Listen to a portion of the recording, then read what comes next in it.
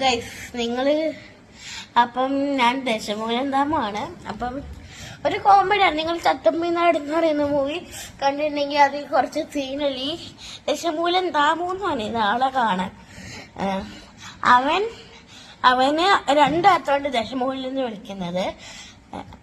ആൾക്കാരെ വെട്ടിയിട്ട് ദശ എടുത്തിട്ട് മൂലയെ കൊണ്ടിടുന്നതാണ് ദശമൂലം എന്നാ പേര്. പിന്നെ അടിക്ക് പോകുന്നതിന് മുമ്പ്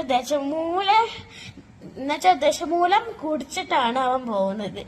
അതാട്ടോ അത് ആ രണ്ട് റെഫറൻസ് കാരണമാണ് അവന് ദശമൂലം എന്ന് പേര് വന്നത്.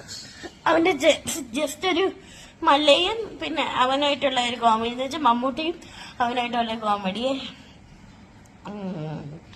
എടാ ദശമൂള ഇന്ന് അവൻ അവളെ കല്യാണം കഴിക്കും. അയ്യോ ഇപ്പൊ നമ്മൾ എന്ത് ചെയ്യും മല്ലയ്യ? നീ ഒന്നും ചെയ്യണ്ട, എല്ലാം ഞാൻ ചെയ്തിട്ടുണ്ട്. എന്താ ഞാൻ അവന്റെ കാറിലെല്ലാം ബോംബ് വെച്ചിട്ടുണ്ട്. ശിവനേ